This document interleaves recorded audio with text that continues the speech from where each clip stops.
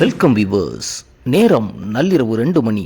வேலூர் மாவட்டத்தோட அந்த சின்ன கிராமம் அப்படியே அமைதியாக தூங்கிக்கிட்டு இருக்கு. அன்னைக்கு ராத்திரி வானத்தில் நிலாவே இல்லை, இருட்டு. தெருவில் இருக்கிற ஒரு நாய் கூட குறைக்கவே இல்லை. அது ஏதோ வரப்போகிற விபரீதத்தை உணர்ந்து பயத்தில் பதுங்கிக்கிட்டு இருக்கு. அந்த கிராமத்து எல்லையில் இருக்கிற ஒரு சின்ன ஓட்டு வீடு. அந்த கதவோட தாழ்பால் ரொம்ப மெதுவாக கிரீச்சுன்னு சத்தம் போட்டு திறக்குது. ஒரு உருவம் உள்ள நுழையுது. அவனோட மூச்சு விடும் சத்தம் கூட வெளியில் கேட்கவே இல்லை. அவன் காலில் செருப்பு போடலை.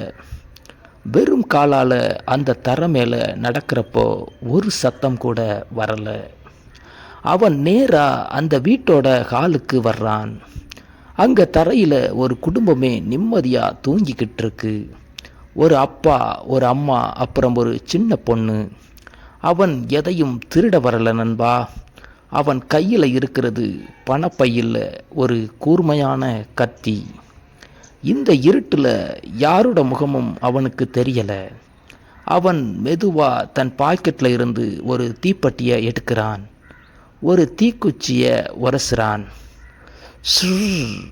ஒரு சத்தம். அந்த ஒரு வினாடி வெளிச்சத்தில் அந்த தூங்குற பொண்ணோட முகத்தை பார்க்குறான். அந்த பொண்ணோட முகம் அவன் தேடி வந்த முகம் மாதிரி இல்லை. அந்த தீக்குச்சியை அப்படியே அணைச்சிட்டு அவன் மெதுவாக வெளியே போயிருக்கலாம். ஆனால் அன்னைக்கு அவனுக்குள்ளே இருக்கிற மிருகம் அடங்கவே இல்லை. அவன் அடுத்த தீக்குச்சியை உரசினான். இப்போ அந்த அம்மாவோட முகத்தை பார்க்குறான். அந்த சின்ன தீக்குச்சி வெளிச்சத்தில் அவரோட முகம் நிலா மாதிரி மின்னுது. அந்த நொடிதான் அவனுக்குள்ள ஏதோ ஒன்று வெடிக்குது. அவனுக்குள்ள ஒரு வெறி ஏறுது. அவன் கையில் இருந்த கத்தி மின்னல் வேகத்தில் இறங்குது. எந்த ஒரு அலறல் சத்தமும் அங்கே இல்லை. வெறும் ரத்தம் தரையில் வழிகிற சத்தம் மட்டும்தான் அந்த இருட்டில் கேட்குது. அடுத்த நாள் காலையில் ஊர் மக்கள் வந்து பார்க்குறப்போ அந்த வீடு இரத்தக்காடாக இருக்குது. போலீஸ் வர்றாங்க, மோப்பனாய் வருது. ஆனால் அங்கே ஒரு துப்பு கூட இல்லை. ஒரே ஒரு பொருளை தவிர அந்த பொண்ணோட தலைமாட்டுக்கிட்ட ஒரு பாதி எரிஞ்ச தீக்குச்சி மட்டும் கிடக்குது. அது வெறும் தீக்குச்சி இல்லை, அது அந்த சைக்கோவோட சிக்னேச்சர். அவன் அந்த ஊருக்கு ஒரு சவால் விடுறான். உங்களால் முடிஞ்சா என்னை பிடிங்கன்னு. ஆனால் அந்த தீக்குச்சி பின்னாடி இவ்வளவு பெரிய இரத்த சரித்திரம் இருக்கும்னு அந்த ஊர் மக்கள் யாருமே நினைக்கல. அவன் யாரு? எதுக்காக தீக்குச்சியை உரசினான்? அவன் அடுத்ததா யாரோட வீட்டுக்குள்ளே நுழைய போகிறான்?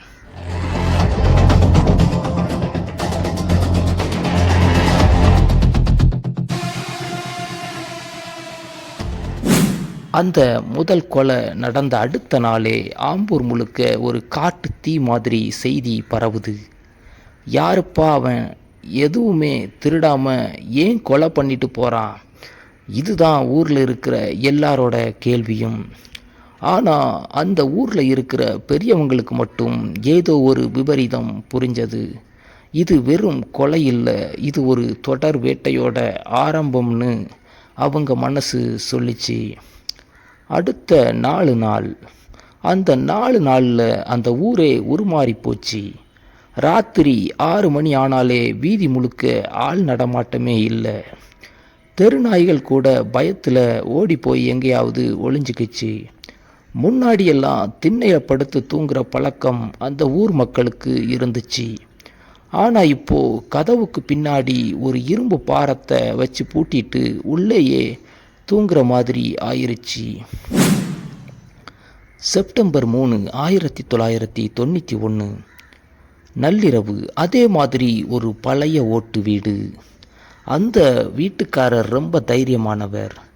யாருடா அவன், என் வீட்டுக்கு வரட்டும் பார்த்துக்கிறேன்னு ஒரு அரிவாளை எடுத்து தலைமாட்டுக்கிட்ட வச்சுக்கிட்டு தூங்குறாரு. ஆனால் அவருக்கு தெரியாது, அவர் ஒரு மனுஷங்கிட்ட சண்டை போட வரல, ஒரு நிழலோட சண்டை போட வந்திருக்காருன்னு. மெதுவா அந்த ஜன்னல் கதவு அசைக்கப்படுது. அந்த அருவாளை பக்கத்தில் வச்சுக்கிட்டு தூங்கினவர் திடுக்கிட்டு முழிக்கிறாரு.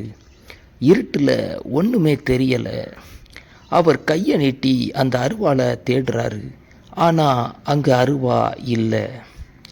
ஒரு தீக்குச்சி உரசப்படுது. அந்த தீக்குச்சி வெளிச்சத்தில் அவர் பார்த்தது ஒரு மனுஷனோட முகத்தை இல்லை, ஒரு சாத்தானோட சிரிப்பை. அந்த தீக்குச்சி வெளிச்சம் அணைகிறதுக்குள்ள ஒரு கூர்மையான கத்தி அவரோட தொண்டையை தொடுது. அவரால் சத்தம் கூட போட முடியலை. மறுநாள் காலையில் போலீஸ் வர்றாங்க. அதே மாதிரி ஒரு பாதி எரிஞ்ச தீக்குச்சி அங்கே கிடக்குது. ஆனால் இப்போது ஒரு வித்தியாசம். அந்த தீக்குச்சிக்கு பக்கத்திலேயே அந்த வீட்டில் இருந்த ஒரு பொண்ணோட தலைமுடி ஒரு சின்ன கத்திரிக்கோளால் வெட்டி போடப்பட்டிருக்கு. போலீஸ்க்கே தலை சுத்திச்சு. இவன் என்ன பண்ணுறான்? எதுக்காக தீக்குச்சியை உரசுறான்? இப்போ ஏன் முடிய வெட்டுறான்? மாவட்ட எஸ்பி சம்பவ இடத்துக்கு வர்றாரு. அந்த தீக்குச்சியை கையில் எடுத்து பார்க்குறாரு. இது சாதாரண தீக்குச்சி இல்லை, இது ஒரு சைக்கோவோட சிக்னேச்சர். அவன் நம்ம ஊர் போலீஸுக்கு சவால் விடுறான்னு புரிஞ்சது. அந்த தீக்குச்சி வெளிச்சத்தில் அவன் அடுத்து யாரை பார்க்க போகிறான்? போலீஸ் வலை விரிச்சாங்களா, இல்லை அந்த நிழல் உருவம் போலீஸையே ஏமாத்திச்சா?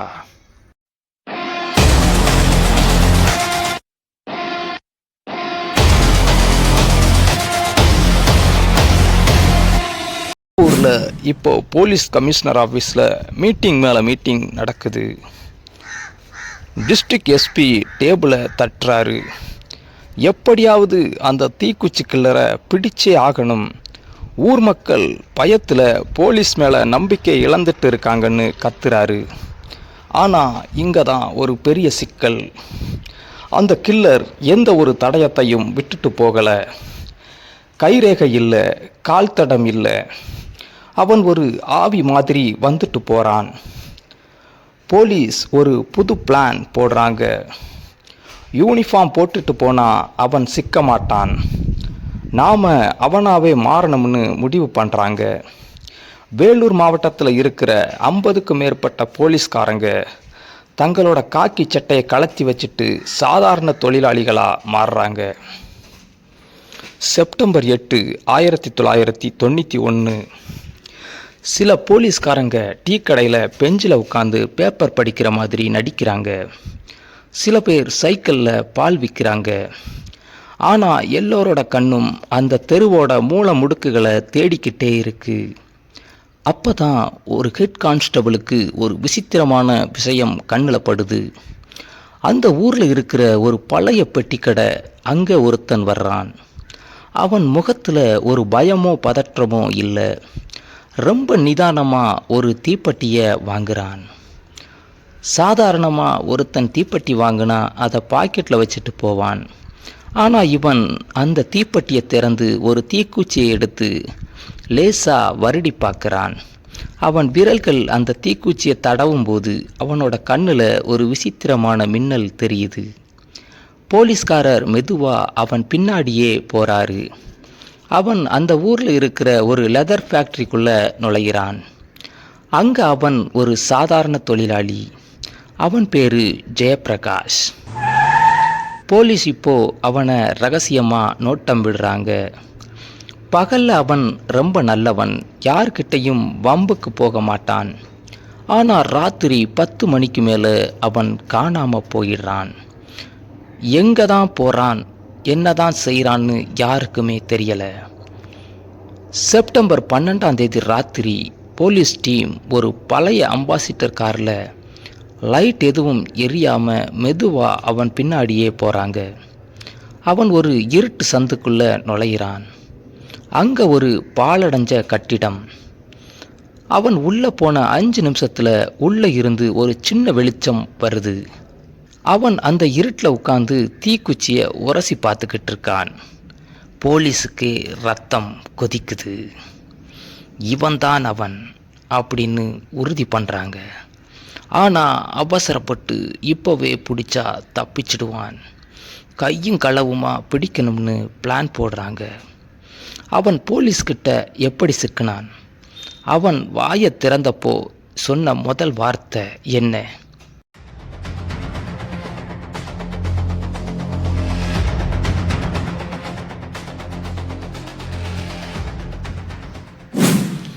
செப்டம்பர் 14, 1991. அன்னைக்கு ராத்திரி வானமே ஒரு மாதிரியாக இருந்துச்சு. ஆம்பூர் முழுக்க ஒரு கனத்த மௌனம். ஆனால் அந்த மௌனத்துக்கு பின்னாடி ஒரு பெரிய வேட்டை காத்துக்கிட்டு இருக்கு. ஆம்பூர் ரயில்வே காலனி அருகே ஒரு சின்ன தெரு. நேரம் 1:45 மணி இருக்கும். ஜெயப்பிரகாஷ் மெதுவாக அந்த இருட்டு சந்துக்குள்ளே நடந்து வர்றான். அவன் கையில் ஒரு பழைய கத்தி, பாக்கெட்டில் அந்த தீப்பெட்டி. அவனுக்கு தெரியாது, அவனை சுற்றி 10 போலீஸ்காரங்க சாதாரண உடையில் இருட்டில் மறைஞ்சு நின்று மூச்சை கூட விடாமல் காத்துக்கிட்டு இருக்காங்கன்னு.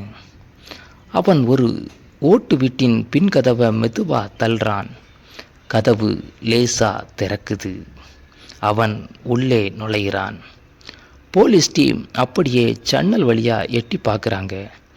அவன் அந்த தூங்குற குடும்பத்துக்கு பக்கத்தில் போகிறான். அவன் தன் பாக்கெட்டில் இருந்த அந்த தீப்பெட்டியை எடுக்கிறான். எடுத்து ஒரு குச்சை உரசுறான். அந்த தீக்குச்சி வெளிச்சம் அவன் முகத்தில் படுது. அந்த ஒளியில் அவனோட கண்ணில் ஒரு பித்து பிடிச்ச வெறி தெரியுது. அவன் கத்தியை தூக்குற அந்த ஒரு நொடி எஸ்பி சிக்னல் கொடுக்கிறாரு. பிடி அவனை! ஒரு பெரிய சத்தம். திடீர்னு நாலா பக்கமும் டார்ச் லைட் பாயுது. ஜெயப்பிரகாஷ் நிலக்குலைஞ்சி போகிறான். அவன் கத்தியை வீசிட்டு தப்பிக்க பார்க்குறான். ஆனால் போலீஸ் அவனை கீழே தள்ளி அமுக்குறாங்க. அவன் ஒரு மிருகம் மாதிரி சீறுறான். விடுங்கடா என்ன, இன்னும் அவளை மாதிரியே இருக்கிற பொண்ணுகளை எல்லாம் கொல்லணுண்டா அப்படின்னு கத்துறான். அப்படியே போலீஸ் அவனை ஸ்டேஷனுக்கு கூட்டிட்டு போகிறாங்க. லாக்கப்பில் உட்கார வச்சும் அவன் பயப்படலை. அவன் முகத்தில் ஒரு பயங்கரமான சிரிப்பு. எஸ்பி அவங்கிட்ட கேட்குறாரு, ஏண்டா அந்த தீக்குச்சியை எதுக்குடா உரசன? எதுக்காக இத்தனை பேரை கொன்ன? ஜெயப்பிரகாஷ் மெதுவாக தலையை நிமிர்த்து எஸ்பியோட கண்களை பார்த்து சொல்கிறான், சார், அந்த தீக்குச்சி வெளிச்சத்தில் அவங்க முகத்தை பார்க்குறப்போ எனக்கு பழைய நினைவெல்லாம் வருது சார். என் காதலி என்னை ஏமாத்தினப்போ அவன் முகத்தில் ஒரு வெளிச்சம் இருந்துச்சே, அதே மாதிரி வெளிச்சம் இந்த கொலைகள்லையும் எனக்கு கிடைக்குது சார். ஒரு சாதாரண தீக்குச்சி வெளிச்சம் அவனுக்கு தன் காதலியோட துரோகத்தை ஞாபகப்படுத்திச்சான்.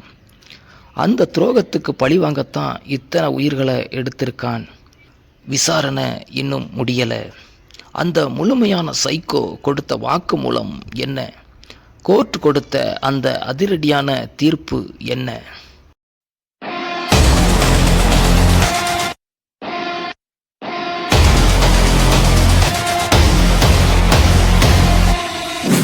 செப்டம்பர் 15, 1991. ஆம்பூர் போலீஸ் ஸ்டேஷன் முன்னாடி ஆயிரக்கணக்கான மக்கள் திரண்டு நிற்கிறாங்க. அந்த கொலையாளி யாரு? அவனை எங்ககிட்ட ஒப்படைங்கன்னு ஆக்ரோஷமாக கத்துறாங்க. ஆனால் உள்ள லாக்கப்பில் உட்கார்ந்துருக்கிற ஜெயப்பிரகாஷ் முகத்தில் எந்த சலனமும் இல்லை. அவன் போலீஸ் கொடுத்த டீயை ரொம்ப நிதானமாக குடிச்சிட்டு மெதுவாக பேச ஆரம்பிக்கிறான். அவன் சொல்கிறான், சார், நான் சின்ன வயசில் இருந்தப்போ ஒரு ஏழை. ஆனால் நான் நேசித்த அந்த பொண்ணு, நான் அவளுக்காக சேர்த்த ஒவ்வொரு ரூபாயையும் மதிப்போட பார்த்தா. ஒரு நாள் திடீர்னு ஒரு பெரிய பணக்காரன் வந்தான். அவளோட மனசு மாறிடுச்சு. என்ன ஒரு பழைய தீக்குச்சி மாதிரி உரசி போட்டுட்டு போயிட்டா சார். அன்னைக்குத்தான் முடிவு பண்ணினேன், இந்த உலகத்தில் அவளை மாதிரி இருக்கிற எந்த பொண்ணும் நிம்மதியாக தூங்கக்கூடாதுன்னு. எஸ்பி கேட்குறாரு, ஏண்டா அந்த பாவமே செய்யாத குடும்பங்களை ஏண்டா கொன்ன? ஜெயப்பிரகாஷ் ஒரு கொடூரமான சிரிப்போட சொல்கிறான், நான் தீக்குச்சியை உரசும்போது அந்த வெளிச்சத்தில் அவங்க முகத்தை பார்ப்பேன் சார். அவங்க தூக்கத்தில் இருக்கிறப்போ என்னோட காதலி முகத்தில் இருக்கிற வெளிச்சம், அந்த அமைதி எனக்கு பிடிக்கல சார். அந்த அமைதியை சிதைக்கும் போது தான் எனக்கு ஒரு நிம்மதி கிடைக்குது.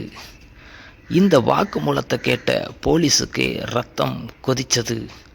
ஒரு மனுஷன் எப்படி இவ்வளவு கீழ்த்தரமாக யோசிப்பான்னு அவங்களுக்கு புரியலை.